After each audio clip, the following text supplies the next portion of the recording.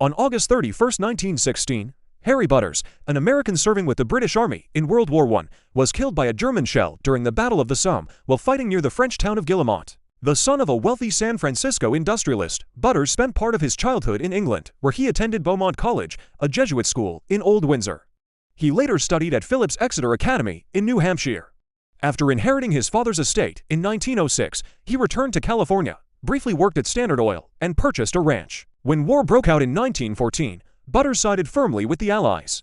Thanks to his English school ties, he secured a commission in the Royal Artillery in April 1915 and was sent to France that September.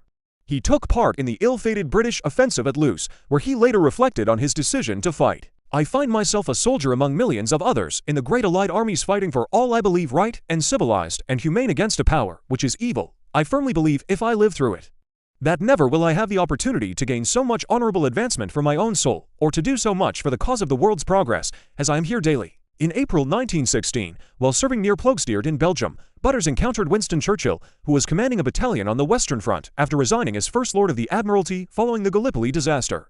Churchill, struck by the young American's service, invited him to dinner in his bunker, where they shared champagne. Butters suffered shell shock in June and went on leave, but he returned to the front on July 2nd, just one day after the launch of the Somme offensive despite Churchill advising him to rest longer.